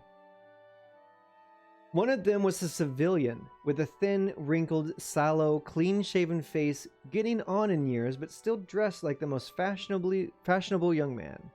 He sat with his feet up on the pouf, making himself at home, and with an amber mouthpiece thrust deeply into the side of his mouth. He sucked up the smoke intermittently, screwed up his eyes. This was Shinshin, an old bachelor cousin of the Countess, famed in the drawing rooms of Moscow for his acid tongue. He seemed to be patronizing his companion, a fresh-faced, rosy-cheeked guards officer, impeccably washed, groomed and buttoned, who held his pipe in the middle of his mouth, sucked up a little smoke, and let it coil out through his pink lips. This was Lieutenant Berg, an officer in the Semyonovsky regiment, which he was about to join with Boris, the person Natasha had teasingly identified as Vera's intended. Oh, this is Lieutenant Berg. Okay, so this is interesting. The Count who's hosting the party's oldest daughter's name is Vera. And this fella who's in this little argument with this neighbor guy is actually the guy who Vera is like flirting with. A lot of little drama here. Purple Mario, welcome. How are you doing? I'm going to lurk and just listen for a bit, but have a great read and rest of the stream. Thank you so much, Hunley. Thank you so much for the lurk. Lurking is totally welcome here. I'm just reading the book. So. The Count sat between them all. The Count sat between them, all ears. His favorite occupation, apart from playing Boston, I think Boston's like a type of card game, a game he really loved, was listening to conversations, especially when he could get a good argument going between two talkative guests. Oh, that would be a fun thing to do. Of course, because of COVID, we don't go to parties anymore, but that would have been a fun thing to do if we still had parties, like introduce two people together and then drop a little bomb in between them and then stand off to the side and just watch it go off. Anyway. So, my dear chap, Montre Honorable. I don't know how to say that. Not very good with French. Alphonse Karlik, said Shinshin with a sarcastic smile, indulging in his own specialty, which was to combine the raciest Russian with the most elegant French. You're expecting to get one income from the state and another from your company, are you? No, sir. I only want to show that cavalry service brings few advantages when you compare it with the infantry. Take my own situation, for instance, Piotr Nikolai. This song. This sounds like an RPG song, but I know it's not. I think this is definitely not. As a talker, Berg was always precise, calm, and polite. He had only one topic of conversation: himself. He always maintained an aloof silence when any subject was broached that did not directly concern him, and he could keep quiet like this for hours on end without the slightest embarrassment to himself or anyone else. But the moment a conversation touched him personally, he would launch forth expansively and with the obvious pleasure. Take my situation, Pyotr Nikolait. If I were in the cavalry, I would get 200 rubles every 4 months at the most, even at the rank of lieutenant, whereas now I get 230. He explained with a gleeful, friendly smile, looking at Shinshin and the Count as though his personal success would obviously and always be the one thing everyone else would wish to advance. And another thing, Pyotr Nikolait, by transferring to the guards, I shall stand out. Oh, by transferring to the guards, I shall stand out, Berg persisted. And there are many more vacancies in the foot guards, and just imagine how much better off I'll be on 230 rubles. I'll be able to save and send something home to my father. He released a smoke ring. There is a balance in all things. A German knows how to skin a flint, as the Russian's proverb says, said Shinshin, switching his pipe to the other side of his mouth and winking at the Count. The Count roared with laughter. Other guests, seeing that Shinshin was in charge of the conversation, came over to listen. Oblivious to any ridicule or indifference, Berg rambled on about his transfer to the guards and how he was now one step ahead of his old army colleagues, how easily a company commander could get killed in wartime, and he would be next in line and might easily become a commander, and how popular he was with everyone in the regiment, and how pleased his father was with him. Berg was reveling in all of this, and it never seemed to occur to him that other people might have their own interests too. But everything he said was so pleasant. He was so old beyond his years, and his youthful egoism seemed so open and ingenuous that his listeners were all disarmed. Well, my dear chap, infantry or cavalry, you'll always get on. That's my prediction, said Shinshin, patting him on the shoulder and taking his feet down from the pool. Berg beamed with pleasure. The Count and all his guests then trooped out into the drawing room. It was that time just before a formal dinner when the assembled guests do not get involved in lengthy conversations because they are expecting a summons to hors d'oeuvres in the dining room, while at the same time they feel they ought to keep moving about and saying something to show that they are not over anxious to get to the table. Host and hostess kept glancing at the doors and occasionally at one another. The visitors try to guess from their glances who or what they may be holding things up. Some important relative late in arriving, or some dish not yet ready? Pierre had arrived just in time for dinner, and was sprawling awkwardly in mid-drawing room in the first chair he had come across, thus blocking everyone's way. This guy's hopeless, Pierre. The Countess tried to get him talking, but he stared round naively through his spectacles as though he were looking for someone, and answered all her questions in monosyllables. It was an embarrassment. And only he was unaware of it. That makes him even better. He's my favorite character. Most of the guests, knowing the bear's story, looked curiously at this great big stout inoffensive person, at a loss to think how such a bumbling unassuming young man could ever have played such a prank on a policeman. In a previous chapter, Pierre had gotten drunk with a bunch of friends and tied a bear to a policeman and tossed them both into a river. It was just a prank, all in good fun. Anyways, so now he's like the gossip of the town. And it ends up that the gossip was true. It actually did happen.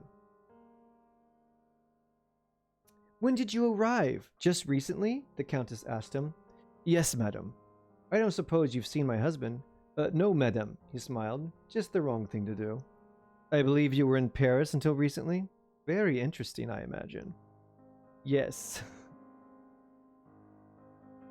Um, the Countess exchanged glances with Anna Mikhailovna, who saw that she was being asked to take the young man under her wing. So she sat down next to him and began talking about his father. Again, he responded in monosyllables. The other guests were busy chatting amongst themselves. The Razumovskis, it was so charming. You're too kind. Countess Apratskin? Conversation came... Shadow Lord, Tolstoy hype. Thank you so much. I've been practicing my dialogue all week long. I'm just kidding. I only practice it 2 hours a week on Monday nights. Welcome, Shadow Lord. The conversation came from all sides. The Countess got up and went into the reception hall. Maria Dmitrievna,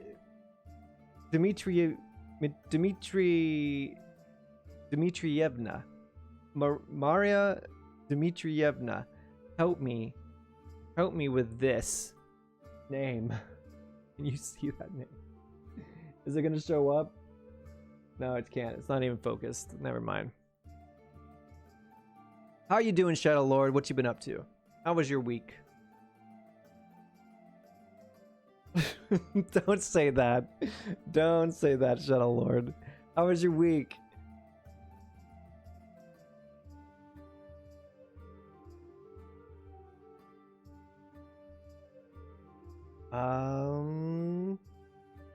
The Countess got up and went into the reception hall. Maria Dmitrievna, she could be heard asking from there. The very same, a rough woman's voice was heard to reply, and Maria Dmitrievna walked into the room. All the girls and even the ladies, except the very old ones, got to their feet. Maria Dmitrievna paused in the doorway and drew herself up to her full height. A plump woman of 50 or so, she held her head high with all its gray curls, contemplated the guests, and then carefully arranged the wide sleeves of her gown as though rolling them up for action. Maria Dmitrievna always used Russian. Because the reason why that's important to make that distinction was because high society in Moscow and St. Petersburg, they also spoke French because it was seen as classy and intelligent. If you knew French too, so a lot of conversations and stuff happened in French. But if you always spoke Russian, then that wasn't necessarily a sign of someone who was low intelligence. It was someone that was more stoic and someone that was just maybe more patriotic. Best Monday all week, Dmitrievna. Thank you so much for that phonetic spelling. It is technically Tuesday for you. Still technically Monday for me. Oh wait, you're the one with the jump rope Vivi emote. I told Axie FF9 was my favorite and he mentioned you. Yes, Ring of Fire, that's my emote. And I still have yet to do Jump Rope King. I get stuck so often. I think the highest I got was 226. Can't do the Vivi jump rope. Still working at it. So that's why it's important to make the distinction that she always spoke Russian. Of course she spoke Russian. This whole book takes place, well, not the whole book takes place in Russia, but, you know, it's all about Russians. Greetings to the name day lady and her children, she boomed in her deep voice that drowned all other sounds. Now, you old sinner, she went on, turning to the Count who was kissing her hand. I imagine you're tired of Moscow, nowhere to run the dogs. Well, sir, there's not much you can do. These fledglings will soon be grown up, she pointed to the girls. Like it or not, you'll have to find husbands for them. Everyone assumes French equals fancy except the French. I know.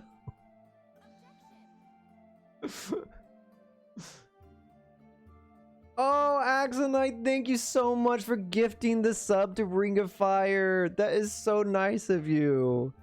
Ring of Fire, welcome to the Oof Squad. Thank you so much. Now you got that snazzy Vivi emote, which, by the way, Kev Andram is the one who drew it. I just came up with the little design. But Kev Andram made the actual art. It's my favorite. Yeah, you remember Oof Squad? Oh, come on, Axie. Oh, welcome back to the Oof Squad for you too. 36 months. Oh my gosh. 36 months of Oof. I think it was Maria Cat who coined the phrase. Oofing since Saturday. Oh my gosh. I oofed last week on that candle sale. $6.25 per candles for single wick. Such a good deal. Anyway. Greetings to the name day lady. La la la la la. Like it or not, you'll have to find husbands for them. Now, my little Cossack, what about you? She said. Maria Dmitrievna. I gotta look at Shadow Lord's spelling.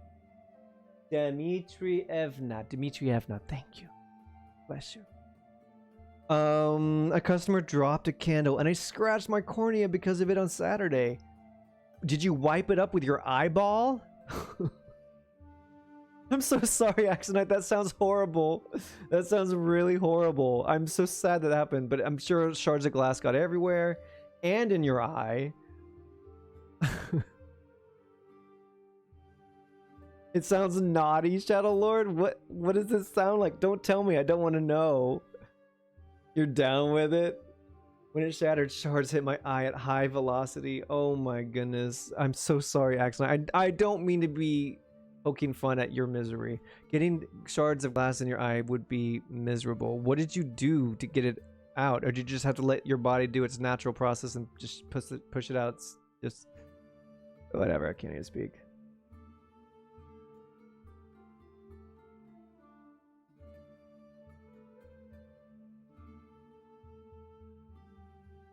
How often does that happen where a customer drops a candle? I imagine it's not an infrequent occurrence, right? Especially in a candle shop. I poured eye wash down my eye for like 30 minutes, then was authorized to go to the doctor. Oh, whoa! You had to leave work. Are you had to go to the doctor? What did the doctor say?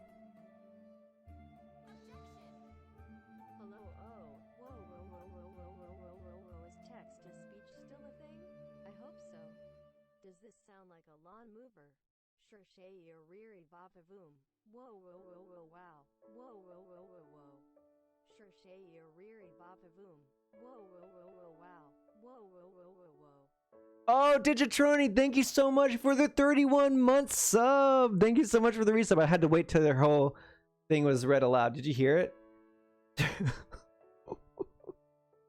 You came at just the right time or the wrong time to hear about Axonite share his doctor's story. He had a candle emergency, glass in his eye, and was sent to the doctor. It sounds awful. I can't even imagine this happening. That's another reason why I was snickering. I wasn't laughing at you, Axonite. I'm so sorry. I was just such a bizarre situation where for someone to get glass in their eye from a candle being dropped, and it just made a beeline right for your eye. You heard it. Okay, I'm glad you heard it. Dan was laughing at you. No, I wasn't.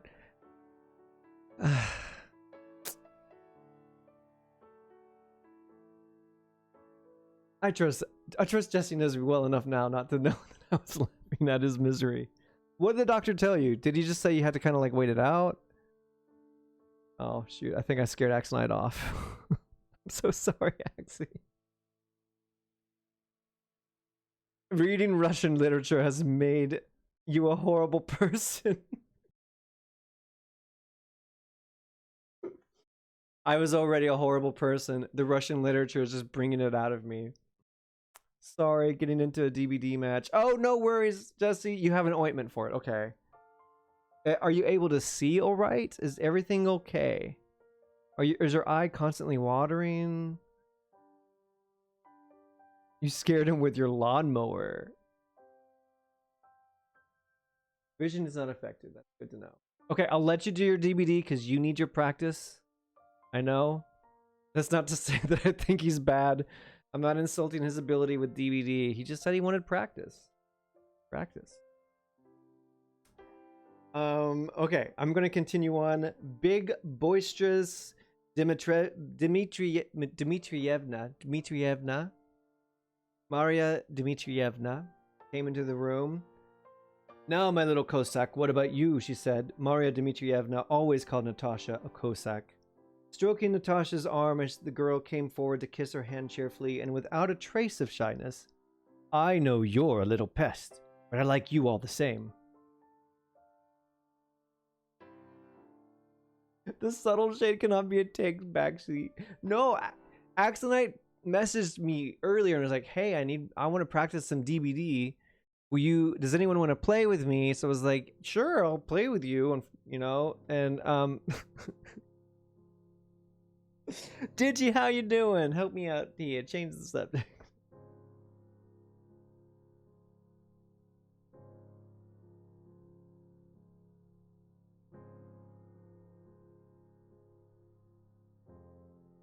You're good. How was school? You ended up back at your place, right? Your apartment?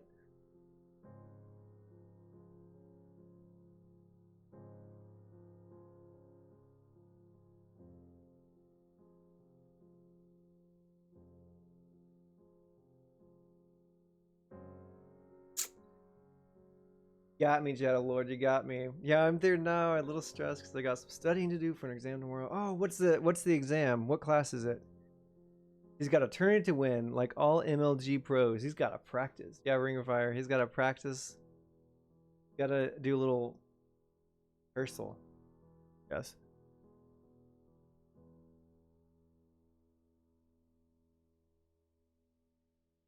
Well, good luck with your studying, Digitroni. Thank you so much for stopping by, and thank you so much for resubbing. I really appreciate that.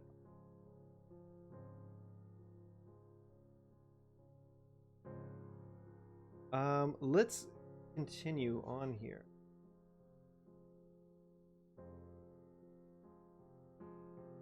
From her huge reticule, she extracted some teardrop amber earrings and gave them to Natasha, who grinned at her, flushed with pleasure on the day of her party. Oh yeah, it's Natasha's name day. It's Natasha's name day and her mother's name day. They share the same name day. Then she turned away abruptly and directed her attention to Pierre.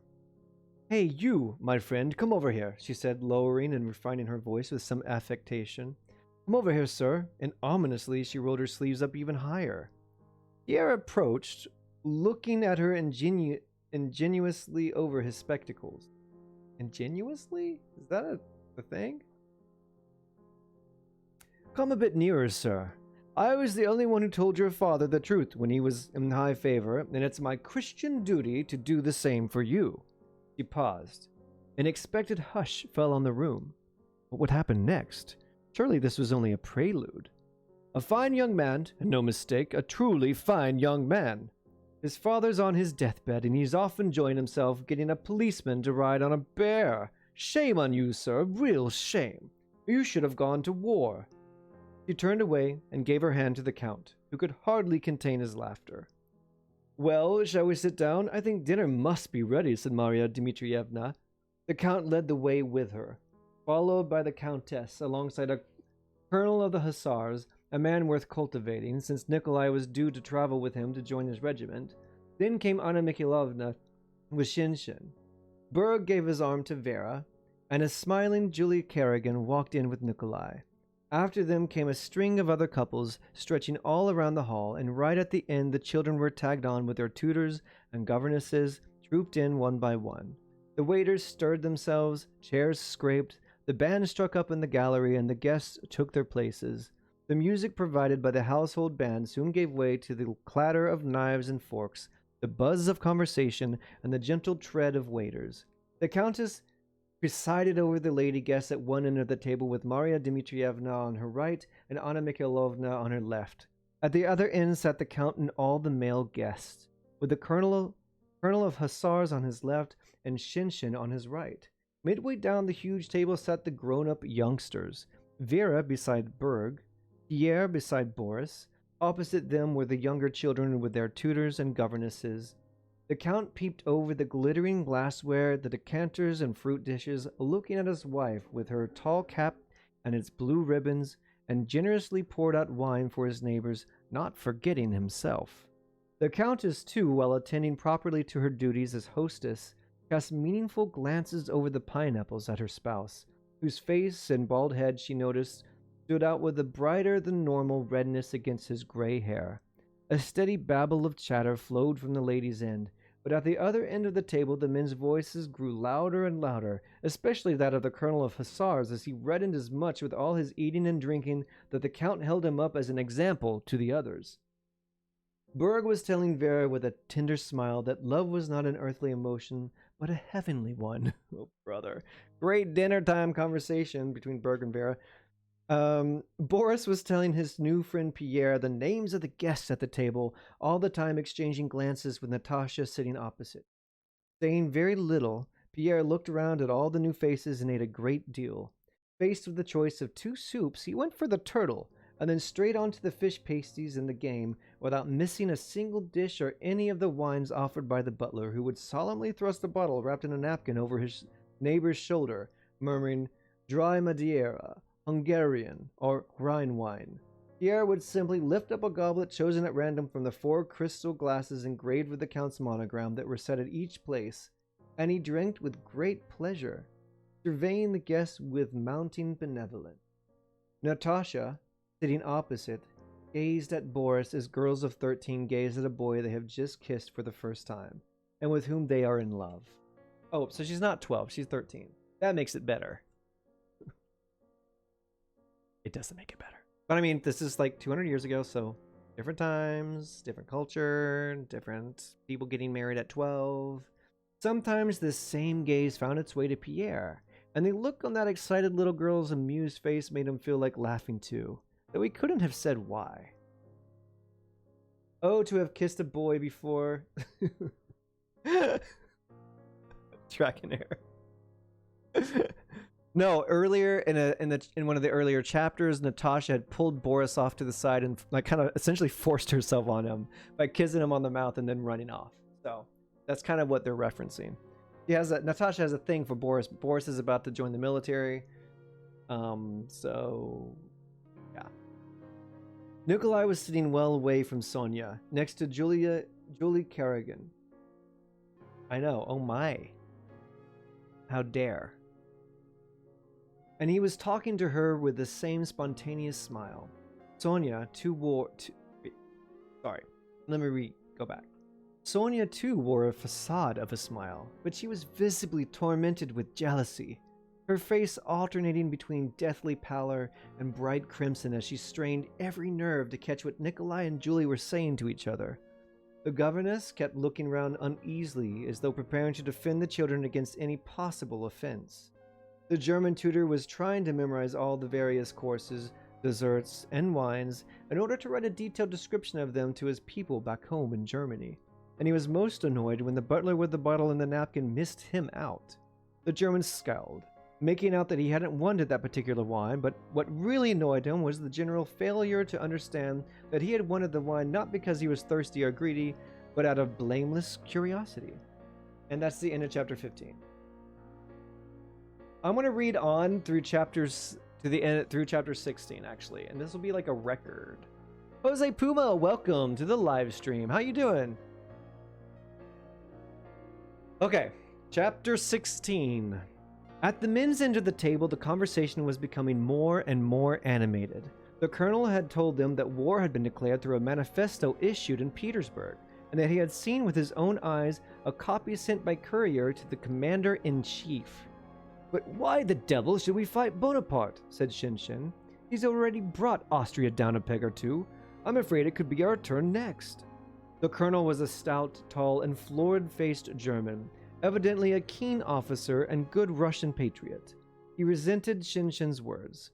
The reason why, my good sir," he said in his German accent. It's written this way, okay? I'm not doing this. "The reason why, my good sir," he said in his German accent, "is just that the Emperor knows this too. In the proclamation he says that he cannot stand back and watch the danger threatening Russia, and that the security of the Empire, its dignity, and the sacredness of its alliances," he emphasized the word alliances, as if this was what really mattered. And with his typically impeccable memory for bureaucratic detail, he was able to quote verbatim from the introduction to the proclamation. "And the desire constituting the sole and immutable aim of the sovereign to establish peace in Europe on a firm foundation has determined him this day to dispatch a section of the army abroad and to renew every effort towards the achievement of that purpose. This is the reason why, my dear sir," he finished his little homily by tossing off a glass of wine and looking to the Count for encouragement. That German accent. He said in his German accent. It says it right here. You can see. Skip the fancy French. I'll take that German any day. Oh, Leo Tolstoy. Okay, let's continue on. Do you know the saying, "Stage Rome, do not roam, there is work to do at home," said Shinshin, smiling through his frown. That suits us down to the ground. Look at Suvorov, when he was chopped into little pieces, and where will you find any Suvorovs today, I ask you, he said, going in and out of Russian and French as he spoke. We must fight the last trup of our plute, said the colonel, thumping the table, and die for our emperor, and then all will be well, and think about things as little as possible, he concluded, turning again to the count and drawing out the word possible. That is how the old soldiers see it, and that is all there is to see. You are a young man and a young soldier. How do you see it? He added, addressing Nikolai, who had abandoned his conversation with Julie once the subject of war had cropped up, and was now all eyes and ears on the colonel. I'm in total agreement, Nikolai spluttered, turning his plate around and shifting his wine glasses with desperate determination, almost as if he was in dire danger at that very moment. It is my conviction that the Russians must win, or die in the attempt, he said. The moment the words were out of his mouth, he realized, as everyone else did, that they had been a little too fervent and bombastic for this occasion, and therefore slightly embarrassing. That was a very fine thing, what you've just said, gushed Julie, sitting beside him. Sonia had trembled all over while Nikolai was speaking and blushed to the roots of her hair, and the color flooded past her ears and down her neck and shoulders. But Pierre had been listening to the colonel's remarks, and he nodded his approval. Yes, splendid, was his comment. You are a true soldier, young fellow, the colonel shouted, thumping the table again. Why are you making all that noise? Maria Dmitrievna's deep voice rang down the table. Why do you keep banging on the table? She asked the colonel. What's all the noise about? You haven't got the French here, you know. I speak the truth, came the smiling reply. It's war talk, the count shouted across the table. My son's going, Maria Dmitrievna. He's off soon. I have 4 sons in the army, but I don't go on about it. We're all in God's hands. One man can die in his bed over the stove, while God spares another in battle. The deep voice boomed back effortlessly from the far end of the table. That is true. And the conversation split in two again, one at the ladies' end and the other at the men's. You're not going to ask, are you? Said her little brother to Natasha. Go on, I dare you. Oh, yes, I am, answered Natasha. Her face suddenly glowed with a comical sense of desperate determination. She half rose, her eyes darting across to Pierre sitting opposite, inviting him to listen and turning to her mother. Mama, she sang out down the table in her girlish contralto. What do you want? The countess asked in some alarm. But when she saw from her daughter's face that she was playing up, she waved her hand at her with a forbidding look and an ominous shake of her head. The conversation died down. Mama, what's for dessert? Natasha's tiny voice rang out more insistently. She would not stop. The countess couldn't quite manage a frown, but Maria Dmitrievna shook a fat finger and said threateningly, Cossack?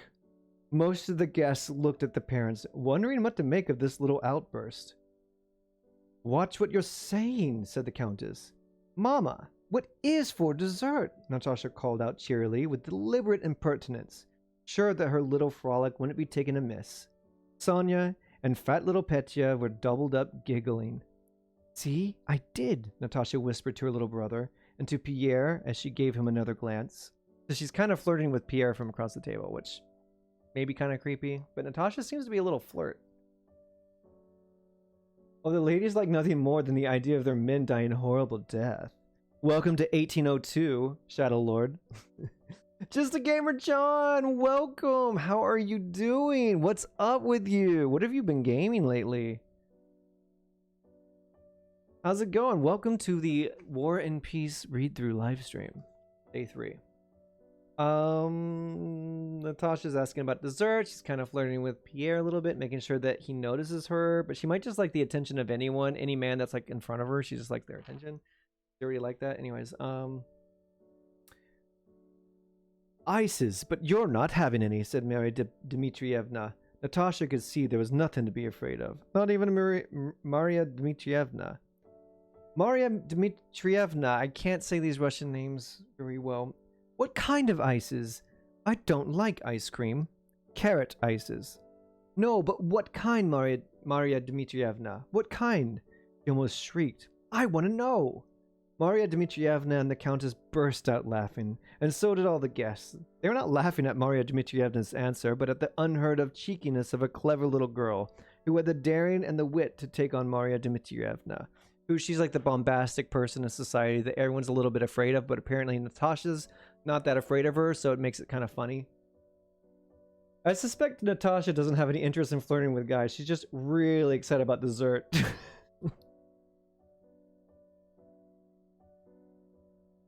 That's probably true too. She is really excited about dessert. I've been gaming Bravely Default 2. Got past chapter 2. How goes the reading? Junie boy, welcome. How goes the reading?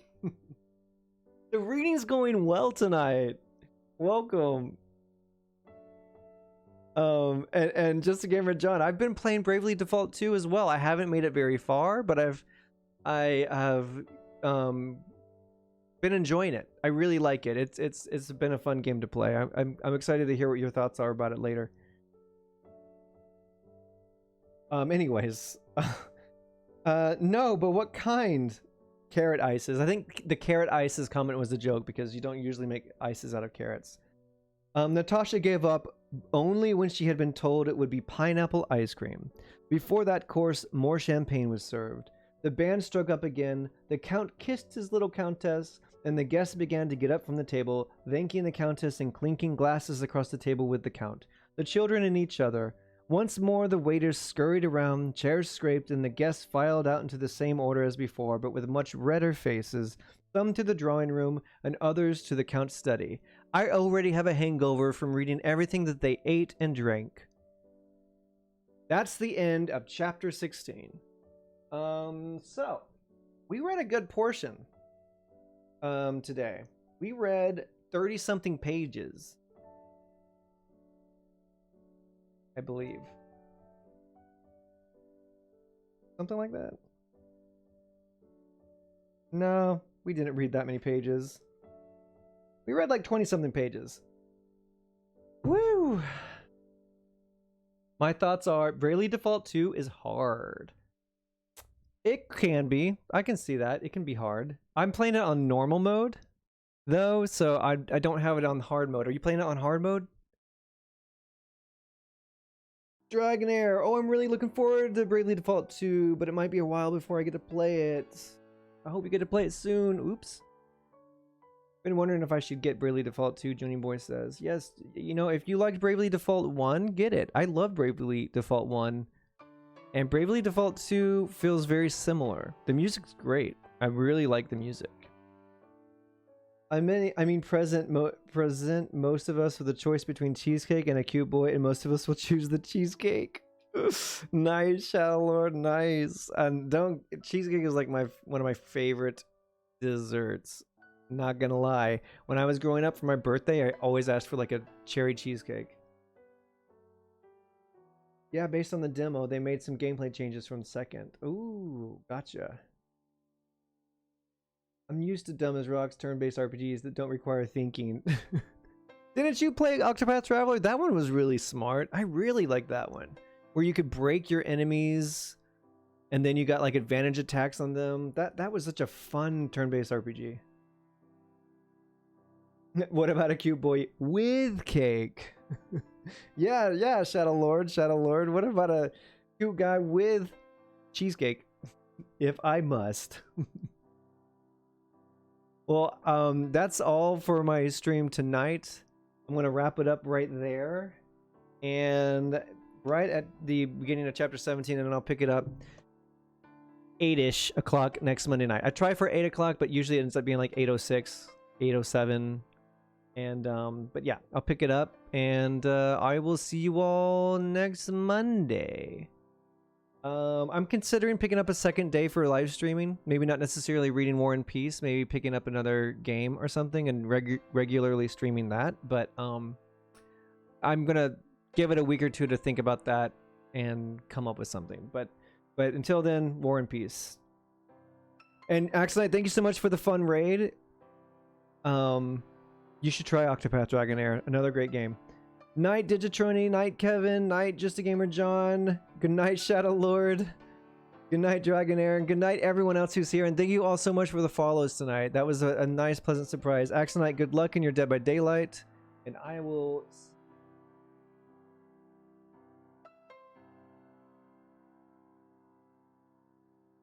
Nintendo games never go on sale though, right? Night.